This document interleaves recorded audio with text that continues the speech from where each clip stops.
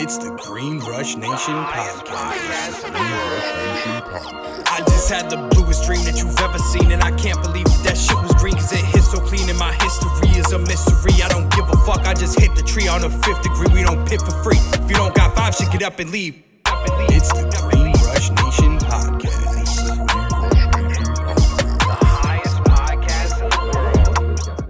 What's going on, guys? This is the Green Rush Nation podcast. I'm your boy B-Gunz, and we have a very special guest today, someone that is behind the scenes, and he makes all the events that you probably attend possible. It's a very special guest. Today we have the owner of THC Members Only, our friend Wayne.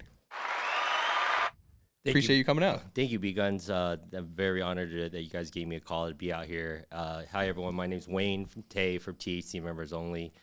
Everyone in the industry calls me Uncle Wayne because I'm always out there taking care of everyone, making sure everyone's good, especially at our events. I love it. I'm very honored to be here. I'm excited to see what you guys do, the platform that you guys created for creatives such as myself to speak upon our history in the cannabis industry and how, we want to be written in history. It's our story to tell. So Absolutely. Thank you, B-Gun and Green Rush Nation, for giving me this platform to speak upon. Of course. I mean, this is for legends only, so consider yourself one of those. I appreciate that.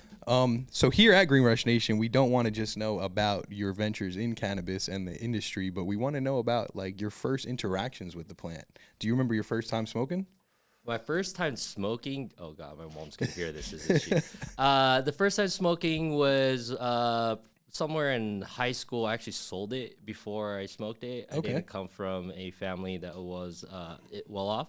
So, money was hard to come, and someone gave me an eighth, and I made it 3 grams and smoked the 0.5 and kind of, did the normal thing from there. So it was during high school, and I've always, back in the day, I was a raver. So, did other stuff and had a good time, growing up. But cannabis itself found itself into my life. In high school, my godbrother and I, experimented. I became the local, plug. And then in college, to make my way through college, I was the Asian plug in the CSUN dorm. So, beautiful. So out here in California. Out here in California. Very nice. Yeah. And how was that experience in college? I'm sure being the plug in college must have been. Well, I was always the guy. Okay. Wayne walked in, Wayne had the weed. The cannabis. Wayne was the weed guy. Wayne was the weed guy. And I also was the party coordinator, so it kind of just put it together, putting the party together and then making money at the party, was kind of how I made my way through. And I still do that today, I was guess. going to say, so that was always a thing, That was always the thing. Very cool. Ever since the movie Van Wilder came out, I wanted to be Van Wilder. Okay. So smoking cannabis became just a thing to be cool, I guess, for a while.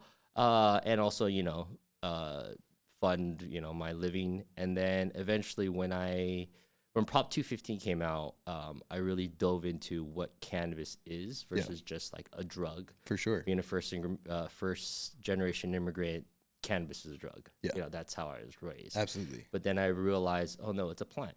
And what does this plant do? What does Chinese medicine, or why is it part of Chinese medicine for ages, but just got cut out more recently? Yeah. And that was my dive into understanding plant medicine. I worked at a dispensary called Mother Nature's Remedy. Okay. And that circles back around during COVID. So if you look at Mother Nature's Remedy's roster of patients back at 215 days, I'm number 1. Okay, wow. So yeah, that's how far. At 215, number 1 patient at the first pre-ICO dispensary in the Valley. Beautiful. Yeah, it's a cool story. I fell in love with the plant medicine. I sat there in the dispensary reading books, understanding clones, understanding how to make RSO, understanding why plants work with your cannabinoids and how terpenes work. This is all before, the terpene and everything big kick. The boom, yeah. Boom, yeah. So I love the plant as its medicine. I've introduced it to friends as medicine. If they use it recreationally, great. Just, smoke good weed. Yeah, Don't smoke some, absolutely. So don't smoke some brick weed. Yep. And that's all I ask of the people around me is to appreciate the plant as it is, as medicine, and enjoy it. I've introduced it to my grandmother, my uncle who has stroke. I've taken it to Taiwan in the lotion and oils and CBD oils to give to my grandfather. Is that how you introduced it to your uncle and your grandma? So my uncle's story, both of them are actually real. Grandma's story was she's elderly now, and during a period of time she was being really fussy and couldn't sleep. Okay. So we're like, Grandma, just take a cookie, and she didn't know it was medicated. She's like, oh, I had a great night's sleep. I'm like, yeah, that's marijuana. Yeah. And she hit me really hard and said, well, you drugged me. And then she's like, can I get another one? So that's my grandma's story, and she still uses it today. I love it. She no longer ingests THC, just CBD, CBN, and CBG, just for normal pains. Health benefits, yeah. My uncle, who also survived, suffered a stroke, struggled with keeping his body temperature regulated because of blood pressure. One evening, he got in a big fight with my grandmother, who's the matriarch of our family and like CL, and his blood pressure spiked to the point where he was pale, like white pale. Yeah. And we were all worried that we had to take him to the hospital. I'm like, look, just come over here and let me blow some smoke in your face. And within like 15 minutes, his color came back. He was smiling again. He was eating. So he now uses tinctures and oils to kind of help regulate himself. Wow, God bless. So yeah, I've introduced it to quite a few people as medicine, and people have backed off of it, even though if they don't want it. But I've been able to change people's perception. That's good, because I feel like a lot of people, especially a little bit older, definitely have that perception of, no, it's a drug. You drugged me. Right. You know. Right. So it's cool to see them have their perceptions changed. Because even nowadays, like, there's still people that think that. There's still people that think it's drugs. It's a gateway drug. It's going to lead to bad things. You know, you're lazy if you smoke it, this, that, the other. I've met more people that don't match that stigma in this industry than do. Yeah. So it's interesting to see for sure. Yeah, I'm a functioning stoner. I've always been that. It's not because I abuse to the point where like I'm just sober when I smoke. It makes, as my wife says, it makes me a better person. Yeah. I'm not such an asshole. Yeah. You know, I'm pretty wound up normally, and being in events, it's a high stress, high pace event. For sure. So when people are like, how do you not like freak out? I'm like, I'm just stay stoned. Yeah. You know? There you go. If I Keep can smoking. stay even keeled, and that's what, if you understand cannabinoids, that's what it really does. It just balances your cannabinoid in the cannabinoid system, so you do stay even keeled, which helps you with the stress level, helps you, stay healthier. Your body doesn't go through such pressures. So yeah, I think cannabis as a medicine has a long way to go, and I will admit I voted for legalization because I wanted to research, not necessarily what came of what we're at right now. So, absolutely. Yeah. Yeah. And has you seen like it has been furthered in research since? I think so. I think so. I think there's more openness to it. It will come into the play of socialization when it becomes normancy. Yeah. If you can pull out Tylenol from your purse and pop 2 Tylenol pills and people don't think it's a drill, why can't I just pull out my tincture and put droppers in my Absolutely. mouth? Or, pull out my joint and go to the corner and relax myself a little bit. So. Yeah. The crazy thing is I actually do news with these guys every day.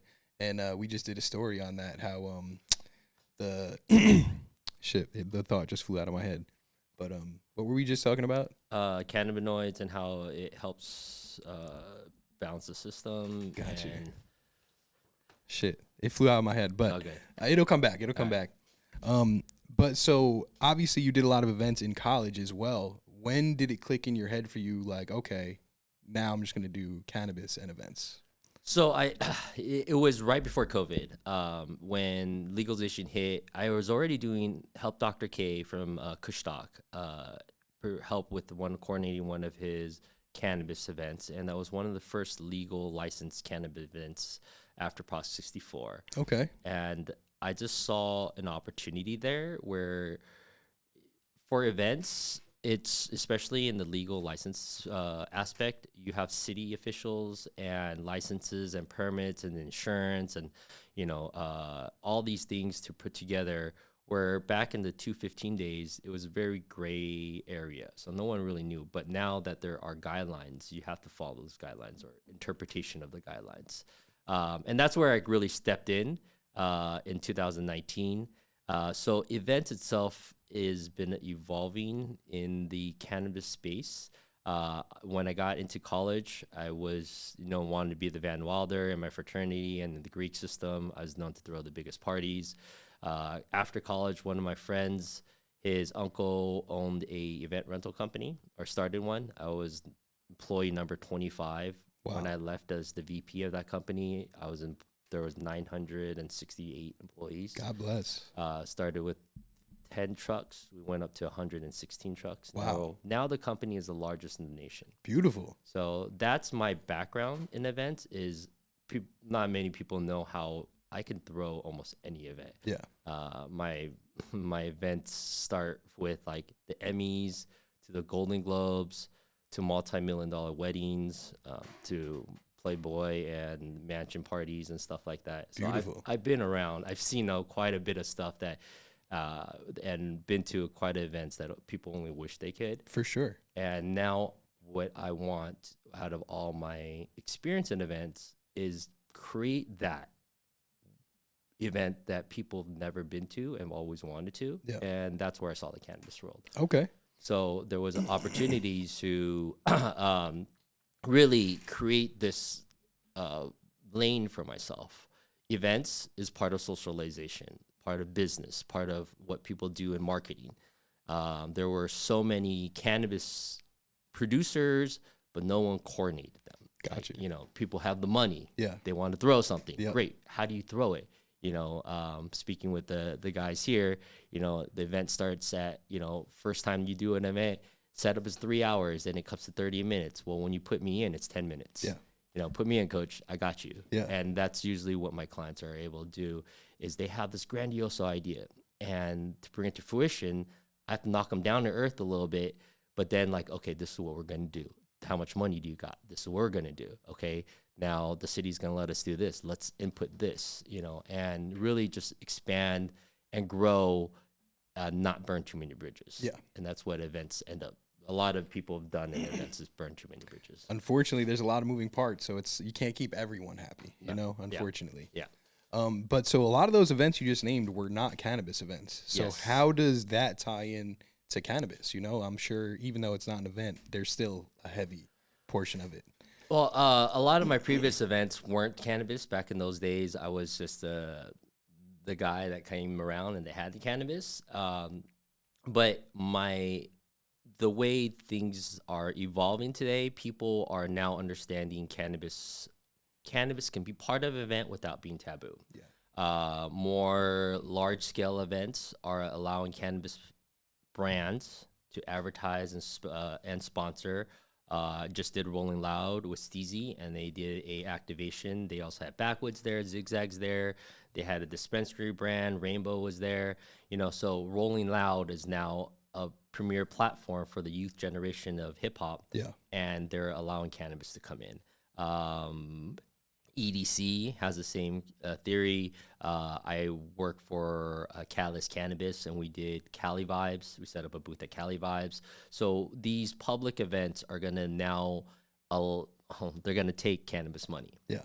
But on the flip side is I cannot get a sponsorship from my local chamber of commerce because that insurance agent that sits next to me every day doesn't want my flyer and his flyer, on the same name. Gotcha. So that's our limitation right now. It's that even though socially, privately, it's accepted, on a business level, it quite isn't there yet. Yeah. So we have to build our own network. We have to build our own chambers. We have to build our own banking, our own credited system. Yeah. All this stuff is in most other industries is like there. Yeah. And that's the biggest growth and struggle in cannabis and in cannabis events. And the sponsorship is when will I be able to sit next to Fritos? When I'll be able to sit next to Pepsi or Mountain Dew? Absolutely. Which more cannabis people probably consume, you know, than, Yeah. than anything. So it's the right demographic, but true. they don't want that association yet. Got you. So that's where I think putting my previous experiences and my professional background allows me to get into rooms and tables that like they're like, oh, why should we be involved with you? Well, Wayne has this 20 years of experience prior to cannabis, yeah. right? I won't let your event fail or your brand or your sponsorships be misrepresented because of bad production. Absolutely. The event will go through well. How you present yourself, how you activate yourself, how you utilize your own sponsorship to platform yourself. Yeah. That is something that's evolving and learning, and through like social media tricks and, you know, Eventbrite shutting people down all the time. Always. Platforms such as Event High, you know, are allowing, but even then they're getting scrutinized. So it's difficult, but the growth of the events industry from where I was in the past, the history of it, or my history of corporate events to where it's coming today, I think it's going to get there. Yeah. It's going to get there for sure. For sure. I mean, and what is like the biggest difference between the public and the industry events? well, the public events, you have to be mindful of who's really out there. So Rolling Loud, I just did an event this past weekend called Party on Pine, and that was a great event. It's actually one of my favorite events because I get to bring my son. I have a 7-year-old son, and most of my events are 21 over. Cannabis events are 21 and over. Like I know, make no exception for that. Yeah. But this one's a block party. It was sponsored by Weed Maps, and it was covering brands that participate at Catalyst Store because in front of a Catalyst Store.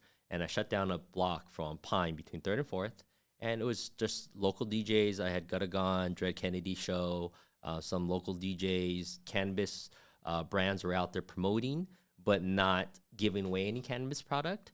They were giving some swag. And if a kid came up, they gave them a little kitty toy, you know, something fun. Yeah. The family aspect, making it normal so my kid at the age of 7 can come to an event where you can see it's safe. You know, that is my goal for cannabis events. Like, not make it such a taboo. Yeah.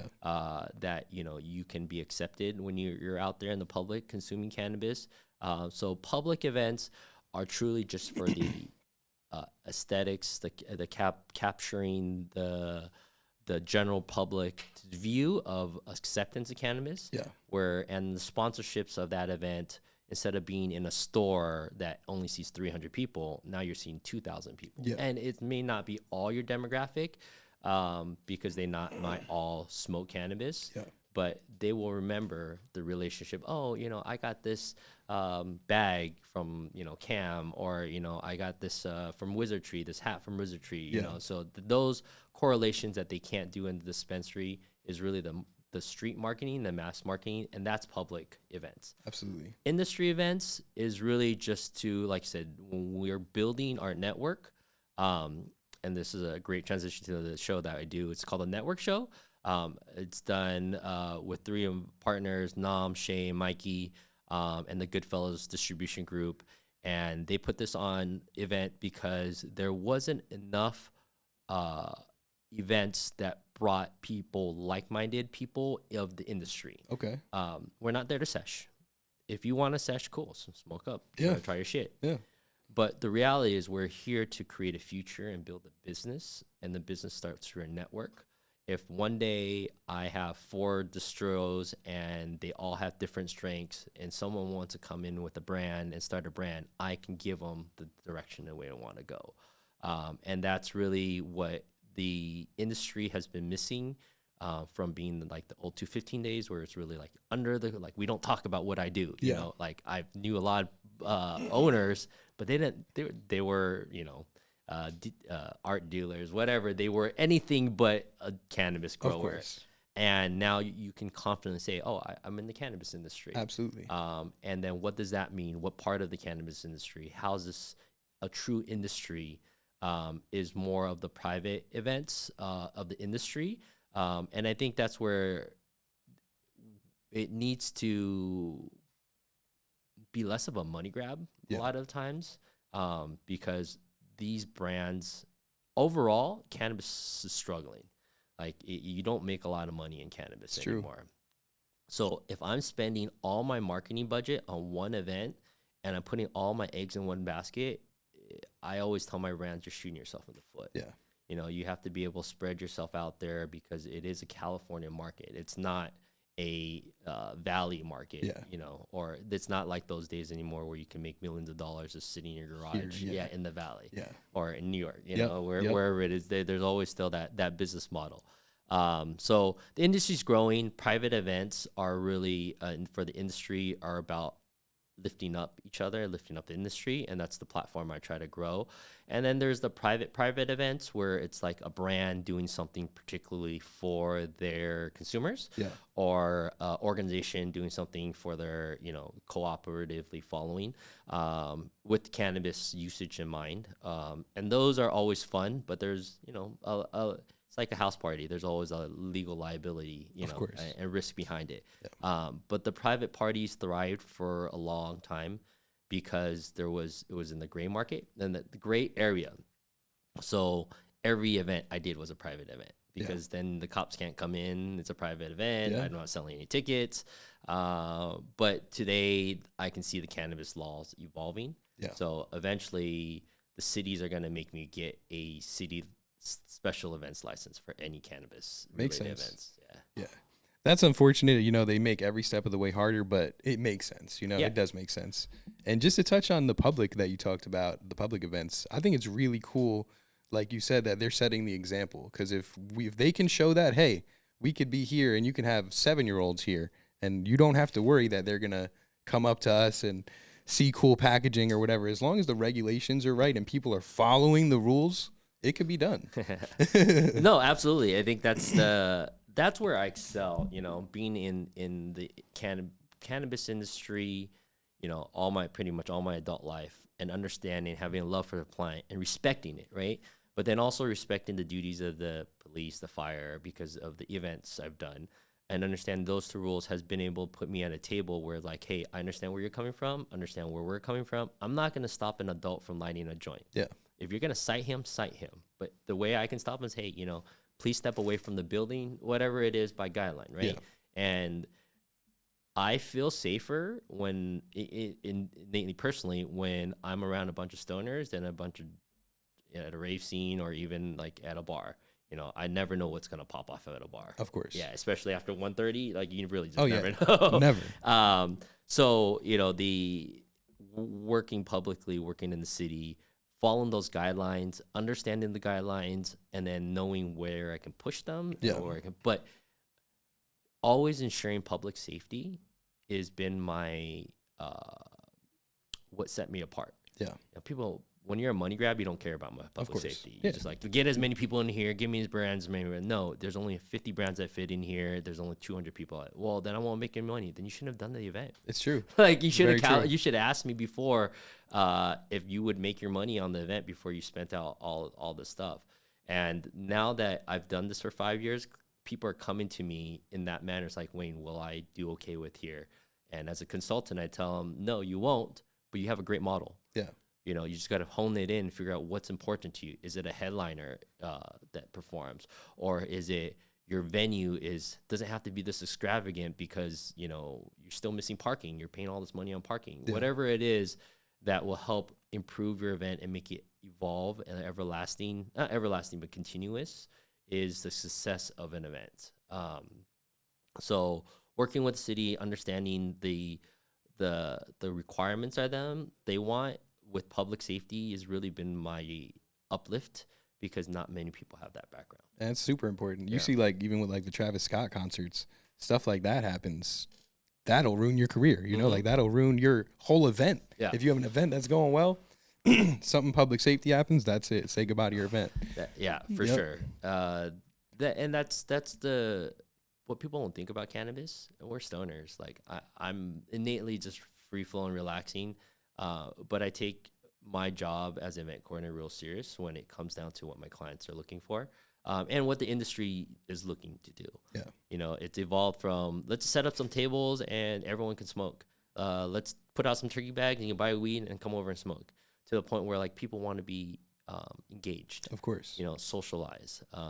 It could be boring just having a table and smoke, and it be repetitive. And Yeah. what do you bring? What else is bringing to the table? Absolutely. What's special? Why am I coming? Yeah. Why am I coming back? Absolutely. And that's what made Secret Sesh when it was running at the Wisdom so wonderful.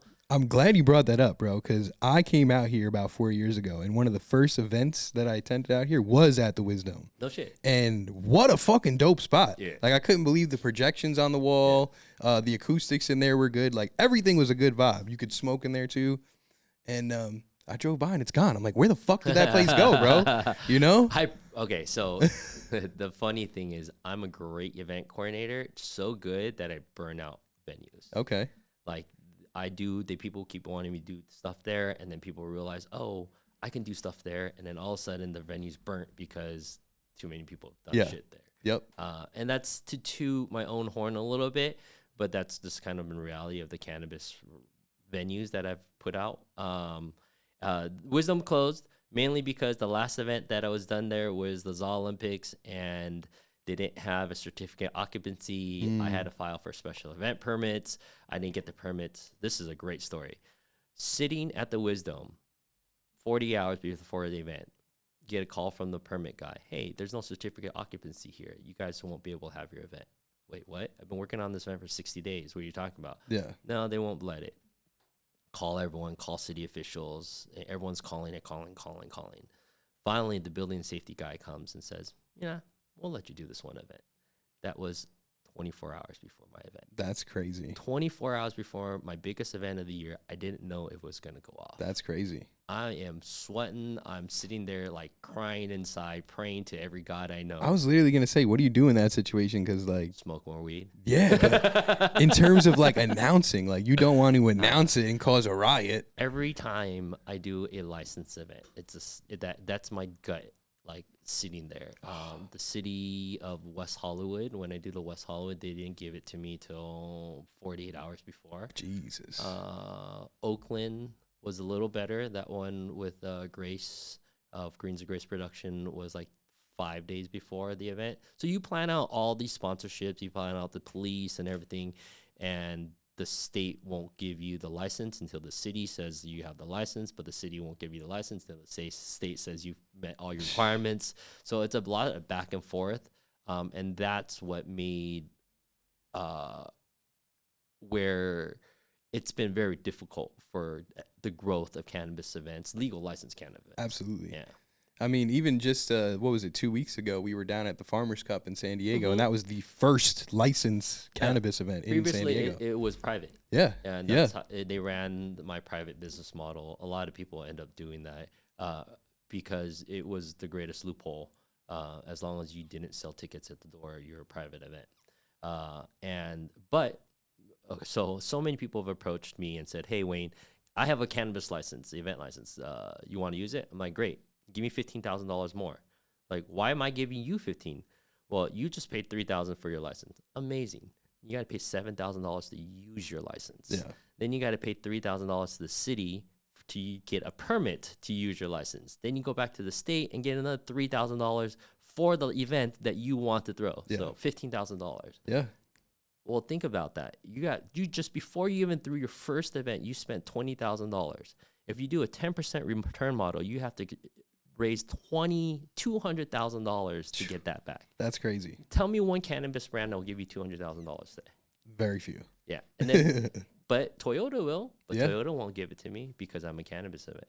Yep. You know, so it's those like that's where I think eventually it'll grow. Eventually, when internationally it's accepted that this is a social norm, when your national MSOs are more doing events. You know, I'm traveling with a couple companies to other states, you know, doing their launches and showing that things can be done right and responsibly. And I think that's when things will be the concept or the conceptual idea of what a cannabis event will change. Okay. And now with the licensing, is it like clear when they go to get the license that they're going to have to spend money to use the license? And so they have no idea. No idea. Wow. That's unfortunate. It asks for a workers' comp insurance special events license. Okay. It doesn't exist. It just doesn't exist. Not a There's no thing. such thing as a workers' comp special events license in the cannabis. So my insurance agent had to like make up a couple things to make it happen, but it's literally non-existent. These are the things that are popping up Man. that are very difficult for us to produce a event that is profitable. Yeah. Unless I'm charging an enormous amount, but that doesn't make any sense because then no one can Who's going to come? participate. Yeah, Right. exactly. So how does that work? Like, have you seen that happen many times where people get the license thinking, hey, we're going to throw a bunch of events and then Yeah. really? The first year, I think there was over 100 and like everyone that got a license also got a special events license thinking that they can throw an event at any venue.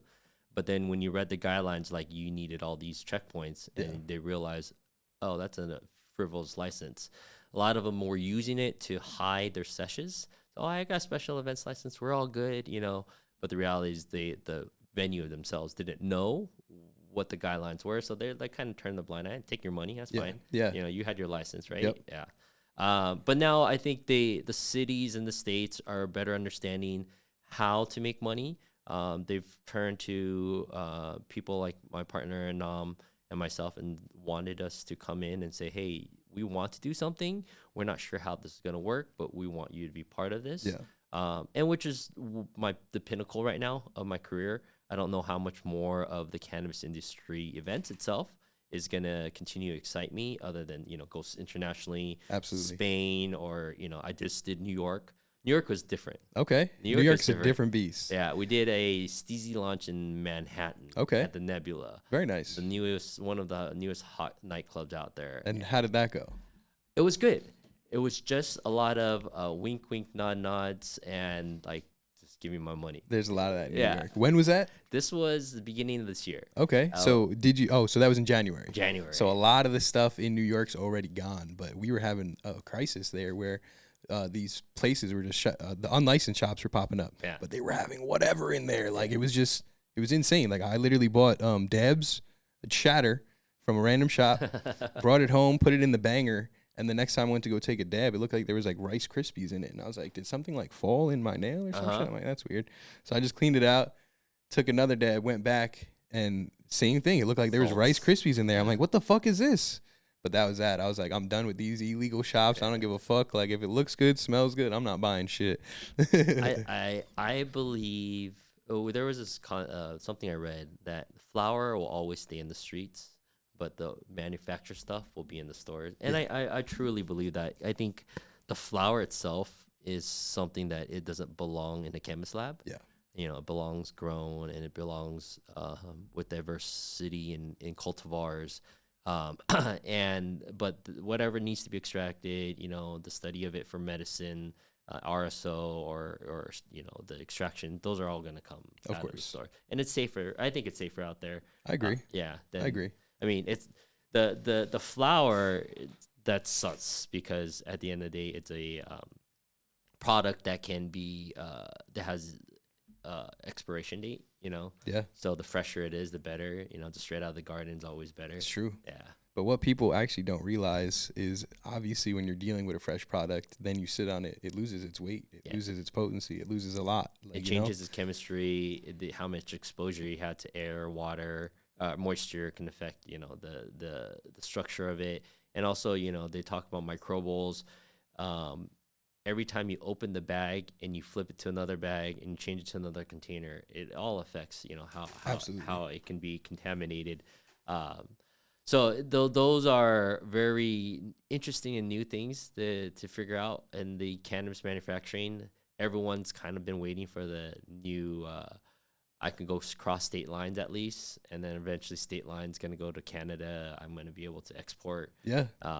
Which then California would be back. But it's true. Until then, it's going to be super rough. Once we can make a decision, I feel like California will be back because we do set the standard. We do let people know, like, hey, this is what's going to go on, California weed still has its mark. It's just like champagne, a Chardonnay. It just has a type of new marking when you have Canada. And then New York will always be the trendy fashion place. get it out there. It's true. Everywhere in the middle of the U.S. that's growing weed, you're fucking it up. Oh, absolutely. Just leave it to us. It's true. We'll help you out. Don't worry. But And same thing as cannabis events.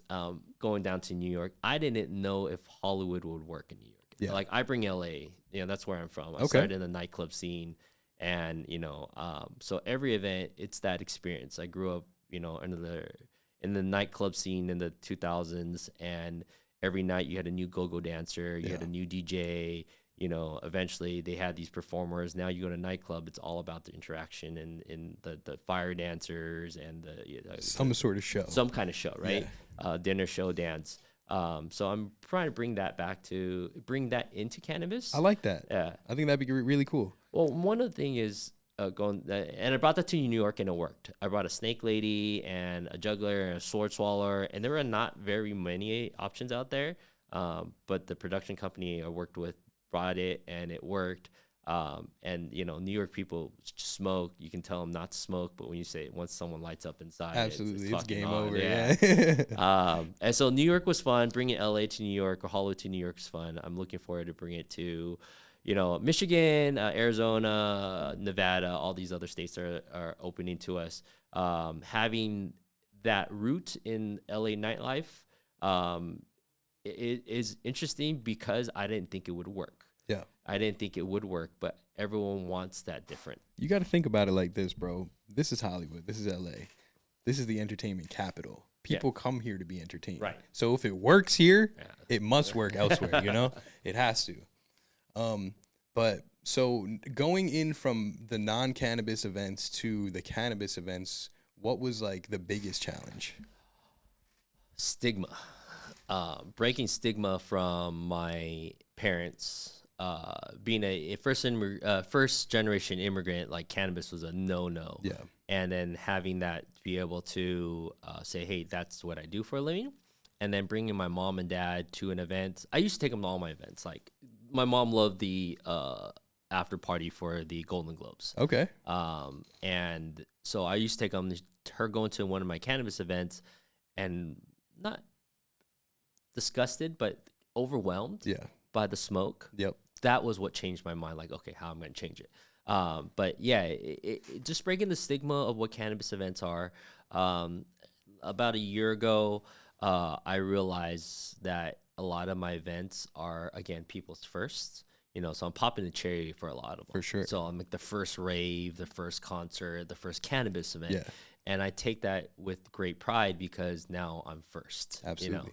ZA Olympics, Speaking of first, that was actually my first cannabis event, the ZA Olympics. And you did a hell of a job. Thank you. Because we came through, it was at the Beehive this year, Yep. and what a turnout. We came out, all the brands were, it was decent. It was a good representation of the industry, Shout out to the Green Wolf team. I met them through Dr. K and Kush Talk. Yeah. A lot of this roots back to Kush Talk, and I love Dr. K and Tim from Secret Cess. Those are the two platforms that put me up. But the Green Wolf team, amazing people, work so hard to bring a standard to what the cannabis awards were. Yeah. We brought over 6,000 plus people, 100 brands, a little scuffle at the end, but at the end of the day, it was an amazing event where I was able to put all these people into the middle of Compton out of all these places and had a great event. The reception was great. The content that was given is great. And now there are more talks about it coming back in October. For sure. Maybe traveling it with the show nationally. Very cool. I'm excited about that for sure. I did hear now that you've done it a couple of times, they're going to do a special thing where they bring like the winners in, and now you're going to have like a winners Olympics. Yeah, there was, after the show, it was so well received that they were like, oh, what can we do next? Yeah. So then they thought, well, we talked. And it came up to their decisions like, oh, let's do a winter show. That's cool. So it will be great. Let me ask you this: what your first show? What was your impression? Like, what wowed you? And did anything overwhelm you, or like you're like, oh man, I wish this was here? So to be honest, the whole thing was like a little overwhelming for me, just for the fact of it being like I'm so new to the cannabis industry, and then that being like my first big event that we went to. It was a lot to take in, you know. Seeing like the line for the sushi, I was like, oh my god, bro, people are waiting that long. Like, But just other than that, like the vibes, the different areas, the outside area, the inside area, going to like all the different vendors' booths, like there was a different vibe everywhere you went. Great. Which I thought was really cool. Even the 2 inside rooms, you were in the one big one, had a one vibe, and then you went to the smaller one, had a more like personal vibe. People are hanging out, you know? So it was definitely cool. I enjoy that shit. So like to me, that was like Disneyland. To me, that's Disneyland, Cool. you know? Events like that, I'd much rather go, like you said, not have a stigma. I'm going to light up out here and not have everyone around me like, oh, fucking put the joint out, you know? Yeah. Everyone else is smoking, so it was a good time. But being from New York too, like, I just never seen shit like that, so it's cool. That's been most of my reception for people, or response from people. It's like, oh, that was like something different. Yeah. Like even the people who been to cannabis events all year, and that particular party organized was by the Green Wolf team. But it's always the brands that bring the vibes. Like I always bring it to the brands that really like go hard. Like, what are you doing? Okay, you're gonna do this here. Great. This is how you're gonna set it up. You know, give them the guidance. Like, really point your booth this way because it's the best view. A lot of creatives are, you know, get stoned, come a great idea. But that's where I came in, and the boys here know, like, okay, this is the stage. You want to face this way because you get the best passage way. Absolutely. And that's where I really come in and bring it to the next level. And in the ZA Olympics, it's not my brainchild. It's not the awards and all that. That's all the Green Wolf team, the marketing, all them. But I make it so that when you come in as a brand, you come in with ability to succeed in the best manner of my platform. You come in and out, so you're not wasting your time standing around for an hour. Where's my booth? Where's my booth? Absolutely. You know, you get your tickets in efficiently. You know where your parking is, because where I come from in a production mind, your 5 minutes is $5. Yeah. Right. So if the more time I can get you off my site, going to do what you do, the more productive you can be, the better experience you'll have. Absolutely. And events such as Olympics and the ones that I want to build are more experiential. I don't want to have a feedback where, oh man, that loading was horrible. Well, that was your first experience as a brand, you know, or a guest come in and go, man, that line was fucking 4 hours. Well, why was it 4 hours? Yeah. If fucking Coachella can get through all these people, why can't I figure it out and get it through? So we expedited the line, reorganized it. Those are the nice, fun challenges that I get, like doing events over and over again, where today, if you tell me, oh, I want to do an event, how many do you want to do? I just want, no, I'm good. Yeah. I want something that I can build upon. Absolutely. Yeah. Something to challenge you. Yeah, it's Olympic. It was that. It's nice to hear that it was overwhelming, but in a positive manner. Absolutely. I definitely have, each one is a learning experience, and I love hearing what people got from it. I will ask you again next time that you attend ZA and say, hey, what was great about this time versus the last time. That will help me evolve what cannabis events can be. Yeah. And hopefully find the pinnacle. I mean, I've watched Pasquale. Like I said, I was a rave kid. I watched him grow his Insomniac. I know I'm never going to be an Insomniac because cannabis is a specific demographic of users, not music people. Absolutely. But having music or something else that is the attraction, and then cannabis comes into that play. Yeah. Versus a beer garden, that is where I think the evolution of cannabis for sure event's going to come to. Definitely. I mean, I've been to backstage a couple times now, and every time it's been a weed event. Yeah. Like literally, there's very few people that are not smoking. People even got their bongs out, you know, like. So I'm like, is this a show or is this like a weed event? Like, but it's cool to see. Where do you see like yourself and the cannabis events? Obviously, you said you want to take like overseas, but like, where do you see this evolving into like 5 years, 10 years down the line? Well, eventually there will be more and more cannabis festivals as soon as they can figure out how to really license and get those guidelines together.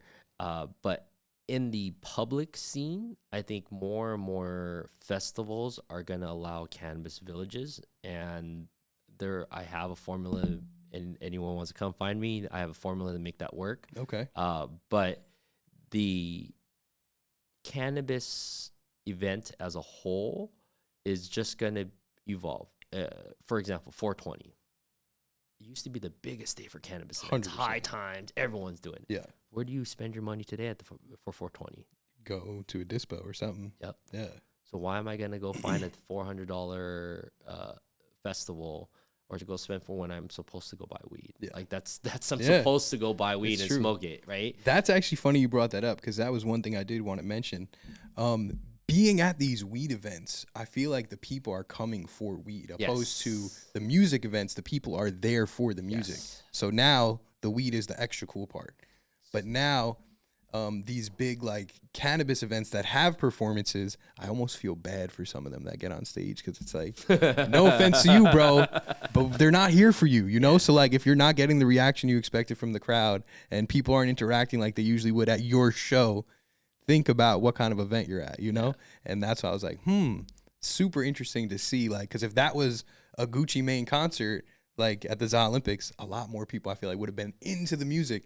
I'm not saying there wasn't people into the music, but just as like for as far as the amount of people that were there, they were there for the weed, man.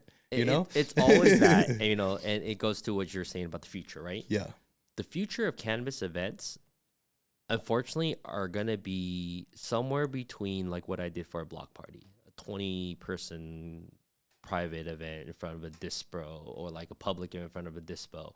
That's the future. There will be no consumption provided, or a beer garden, maybe a smoking lounge or something like that. But that's as far I think it's gonna go. And we've talked many times with some of my partners, and I've always said, like, a sales and consumption event, state license, it's too expensive. No one's ever gonna get to it. You're never gonna outsell a dispensary as a show, because the amount of time for you as a brand and dispensary to hire 2 showgirls, a POS girl, an inventory manager to be on site, and that's a 16-hour day for them. You're not making any money off of that. Yeah. So what happens is you're going to partner up with the city. They're going to do a cannabis-friendly day, and they're going to do a block party for all the dispensaries that are going to be part there. And you're going to do, it's just West Holloway's doing it. Yeah. You know, I can see eventually Alonto with all the manufacturing. They're going to have like a manufacturing day out there. So I think that's the future with the public facing events, gardens, or, you know, 21 and over non-cannabis promoting give outs are going to be where you're going to see more and more cannabis events. On a national scale or industry scale, there will be more MJ BizCons and things pop up every state. Absolutely. More local. I think locality is going to be the trick to making your cannabis events grow, because you need the local support. Not saying that cannabis is inclusive. You have to be in the circle or you're not. Yeah. So if you go in a state and you're not in the circle, no one's going to come support you. Of course. Your bud tenders, those are the fucking first people that are going to support you. Yeah. So if you're not partying with your bud tenders, You're stupid. You're stupid. Yeah. Yeah. And then the owners, you know, they're really, they have their own different ways. So more golf tournaments, shit like that's going to come happen. That's cool. Well, yeah, we have Blunts and Birdies on April 29th, and that's been a 3-year going. Nam, who's the producer of the network show, that's his golf tournament. That's cool shit to hear, honestly. Just because I feel like, though, no offense to you guys, but I feel like that's where most people would be like, fuck that. That's where the stigma comes in, you know? But so to hear that they're doing a whole event around it, that's fucking awesome. Yeah, I think that pickleball, you know, a cycling, stuff like that are eventually going to be acceptable. I know music is easy to accept cannabis. So, you know, I'm working with trying to bring some musical performances in by having the concert being like the main thing, like I said, and then having the ability to do a cannabis village. Makes sense. And it doesn't have to be like just promotions, you know. And the problem is that people think cannabis brands make a lot of money, but we just talked about it. They don't make money when they're at these promotional of events. course. So that's the future. I really believe that the more accepted, the more publicly brands are going to be out there. It's just going to be, you know, Marlboro and cool, you know, Budweiser. Alcohol, exactly. The same type of promotion and marketing. Makes sense. And like I was saying before, if we can do it the correct way, like they have, where, you know, you go into a 7-Eleven, they're not going to sell you tobacco, you know? I think that in that case, we can be good. But as far as like this next 6 to 12 months, do you have any events that you're working on now? Right now, I am working on the network show, which Okay. is coming up September 24th and 25th. That is the kind of like the cherry on top of my ice cream for all the events I do. Okay. The reason because that one moves the needle, as an industry and even as a community. I People to talk about the cannabis community. I really, unfortunately, feel that the community is no longer existent in the manner that I grew up in. Yeah. It is an industry now, and the more faster we accept it, the better we're off to kind of move the needle for it. Absolutely. And the network show is that the progression or the tracks to move that, because that's the event where we get. I think we're able to do 250 brands now. Wow. To the show, and it's locality. Again, locality. Where's the most demographic of brand stores? Los Angeles, Southern California. Yeah. Not in the middle of the Central Coast, and there's no stores there. So Yeah. put the show where the people are. Absolutely. And that's what we're able to do. Fingers crossed, and get everything dotted with the city, the new city we're working with, and the venue. Where's that at? Will be disclosed. To be announced. Disclosed. Yeah, Okay. I know this is not gonna come out till a while, but by this time, when this launches, follow the networkshow.co, and you'll find out if that is where it's gonna be. Beautiful venue. Super excited to work at this new venue. And that's the nicest challenge about being events is that my office is different every time. I think that's good to change up your scenery. It doesn't Yeah. make you feel like, oh, I got to go do this again, you know? So Especially when you're half stoned, it's tedious when you go to the same place For sure. and type on the same. half your people. brain kind of just turns off at that point, you know? No, I think that's cool. I think that's really cool. Yeah, so Party on Pine, hopefully it's the Olympics. There is a new lounge that I am working on in Hawthorne. It's Okay. the Catalyst Lounge. Very nice. I look to bring the vibe of what a cannabis, no stuffy vibes, no, there's some video games, just a place to hang out for 2 hours, Yeah. In between a break. I know that the new generation of smokers are different. Yeah. They're Benjamins, and they don't really sesh as well as we do. It's true. So I want to attract those guys, coffee shop, boba shop kind of vibe, where it's just a quick place for your kids, for the kids. Yeah. Older, so for the kids to hang out. Absolutely. Yeah. And do you see us over here ever being like Amsterdam style, or you just think that that's not going to happen? The answer to that is yes. If you ever go to Amsterdam, and I did the Amsterdam tour, and I did 48-hour tour. I did 8 coffee shops. I got super, super stoned. Wow. And what I realized is that each shop has a different vibe. What are you vibing for? Are Yeah. you the local? Here's how I age myself. Cheers. Are you the local bar that everyone goes to? Are you the hot spot when people come into town to go to? Yep. Are you the hash spot? Are you the, for us, it'd be rosin. Are you the rosin spot Yeah. where the dispensary next to you carries the best rosin and you carry the best devices? That's cool. So it all varies. I think it will in the Hollywood way. We have too much regulations where not a bad thing, but, I basically am serving food. Yeah. At this dispense without serving. I can't even serve weed, but all my cleaning supplies and SOP is like a restaurant. Gotcha. Right? Because you're sharing the same bong, you're sharing the same water. So now I got a disinfectant. No, for sure. And sanitization. I read a horrible story. Actually scared the shit out of me, because when I think of like consumption lounges, I think of just like great vibes. You go, you rip a bong, whatever it is. But then apparently there was one that was in Hollywood years ago, and herpes broke out because they were all ripping the same bongs and not cleaning it and shit. And I'm like, you know what? I think I'll just stay at home. Well, that's the difference. In Amsterdam, you're not giving a bong. Yeah. You're giving paper and you roll it and that's it. Yeah. And will there be an Amsterdam model? I don't think so, because we sesh. Yeah. Right. We chill, we sesh, you pass you pass the joint around Yep. and stuff like that. So I have those things in mind. I think eventually when we open the lounge, I will have the right SOP to have PPE equipment, but it's up to you if you want to use it. I discourage bongs. Not that I don't use a bong, it just going to pass around. Super hard to sesh with a bong. Yeah, definitely. Yeah. So, I actually thought of an idea yesterday. I was like, you know, because I had that same thought. I was like, it is kind of hard to sesh with bongs. I was like, but what if everyone had their own bowl? And you just pass around the bong. You put your own bowl piece in, rip it, and pass along the bong when you're done, you know? Those are the SOPs that I have in mind. Okay. There's different things that I'm really considering on how to personalize your use without being intrusive. Yeah. You know, it's still cannabis, especially in California, in the States, it's a social event. For sure. Yeah, you smoke by yourself, but you usually, you want to sesh. Yeah. Hey, I got one more hit, bud. You want to hit with me? Yeah. You know, you're like, you don't really smoke alone. It's true. Well, I do. Comes a point. But yeah.